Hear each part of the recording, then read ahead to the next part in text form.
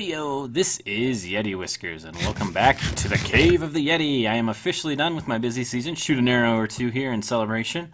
And I've been doing a little bit of work here off camera. We want to talk about here at the start of our episode. The first thing to notice, you may notice, is that behind our chicken coop over here, we had a mountain that has since been removed. And I've replaced the blocks that were there, the sand. We had some sand over here. You can see there's plenty of desert going on. Replaced that with dirt, which has started to grow into grass.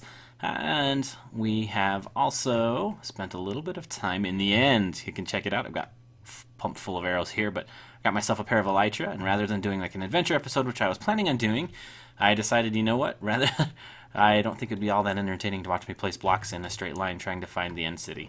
So, this is a future project here. I wanted to show you guys how our chicken farm has actually been doing. Oh, pull up, there we go. So whilst I have been doing some landscaping, let's take a look. So we've got about a stack and a little bit over a half of cooked chicken, which is not too bad, really. Quite a bit of chicken there. So thank you, Mazoodle, again for that suggestion. Really appreciate it. We're going to actually end up getting some chickens out here. I'm going to have to get some eggs. I'd like some to, whoa, fall down this hole. We'll fix this also. We'll get some chickens that are running around out here. So that's kind of what's been going on. Well, I have been detoxing from work. Every night I try and detox a little bit. And spending most of my time demolishing this mountain over here.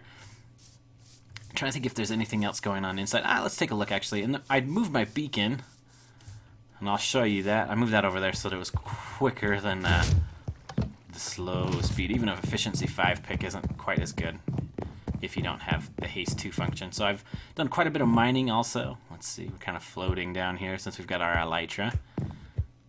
Jump down here real quick. You can see I've been doing a bunch of branch mining, speed branch mining, and I've gotten myself a fair bit of resources. See, these are all emptied. Been using my can't hit him from here. Been using this that we set up a few episodes ago. I can't remember exactly. It's been a while. And yeah, just been using the Haste 2 beacon, gotten some resources down here. Spent quite a bit of time down here catching up on YouTube videos, and really just relaxing. I find mining pretty relaxing. So today what we're going to be doing is we're going to be getting started on our iron farm in the spawn chunks. So the first thing that we're going to do is jump to the end, and I'll show you how we can find exactly where our spawn chunks are. So there's a couple different methods I know that are out there to help us find exactly where those are. And the reason that we're going to do this in the spawn chunks is the spawn chunks are always loaded no matter where you are in the map. I'm actually a pretty good distance away from the spawn chunks. So we'll have to set ourselves up and nether portal and whatnot. But anyway, I'm going to go jump to the end, and I'll catch up with you all when I get there. Okay, so here we are in the end. This here is the end portal or whatever after we defeat the dragon. Here's his little egg, her little egg. I think the dragon is a she, if I'm correct. Oh, and we will be, looks like we'll be facing ourselves some endermen here. Oh. I turned down the sound a little bit. Hopefully that helps. I played back that last little clip, and it was a little bit loud, so I apologize for that. But it's a little late for me to be recording. Close, we almost died. Anyway, so hopefully the volume here is a little bit better. But down this way, let's actually, let's show you, why not? Down this way, you can see there's that little tiny thing going off clear into the end. That's where the Enderman farm is. We built that a few episodes ago. And then up here I've got the portal to the end city that we've gone and explored, and spent way too much time out there looking for this pair of elytra. So hopefully we don't lose it. If not, many more hours will be spent trying to locate another city. They're just way too much fun not to have. Okay, so back to the task at hand. Over here, this is how you find yourself the spawn chunks. There are a bunch of different maps that you can use online, and I use Mine Atlas. You just throw your seed in there, and it can tell you where the spawn chunks are, or where your spawn is, in a kind of a general area. And then it also just shows you the different biomes, different things like that. It gives you a best guess for villages and other things. So I'm going to use that in conjunction with this. So what you do basically is you just check some items into your end portal, and what these will do is these will go exactly to the spawn point. So those are now at spawn, wherever that is. I'm going to jump onto Mine Atlas, get the coordinates. I'm going to use the elytra to fly over there, and then we're going to get started on a villager breeder for our iron farm. And I think I'm gonna do not just like that one that I've got over there that I showed earlier, just a one. I'm gonna try and do maybe 2 or 3, maybe even 4 of the exact same one and put them far enough apart that they're separate villages, and we'll have iron golems spawning in each of them. That way we can get a little bit more iron than what I've been producing at the other one. And hopefully from here on out iron won't be a problem. So for those of you who don't know, you have to defeat the dragon. You jump in here and it pretends like it gives you the end credit every single time. You just hit escape, and here we are back at our last place we set as spawn, which is the last place he slept, which is in our little farmhouse here. Do a nice little view of the farm.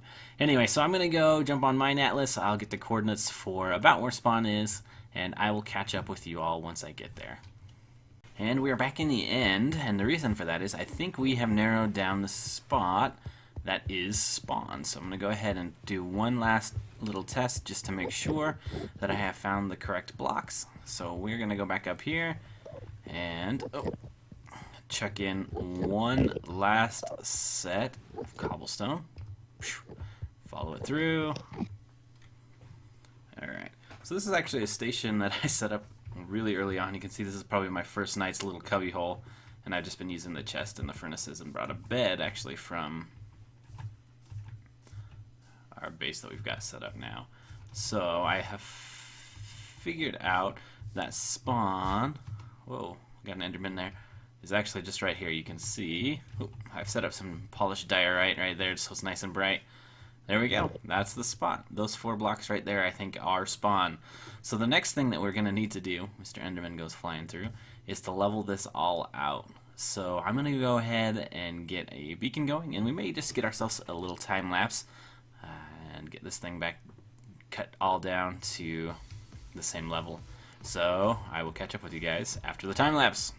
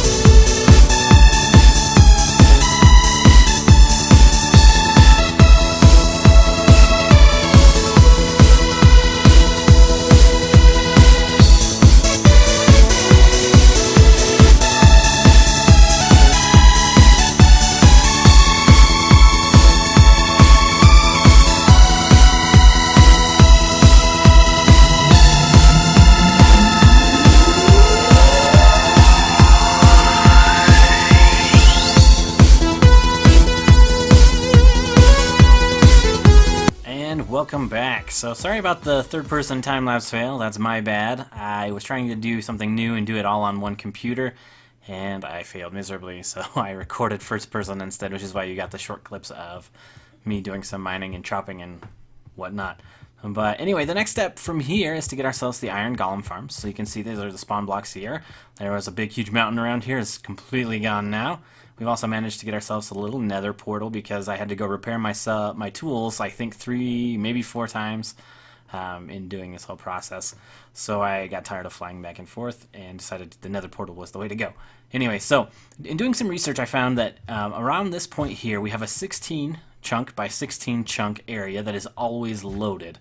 We're going to stay well within those bounds. We're going to be using 100% Awesome's Iron Golem Farm, and we're going to use 2 of them, and then we're also going to probably be using a little villager breeder, and I may do that in that direction. I don't know. There'll be 3 separate directions, so we'll have one here, and one over there, for example.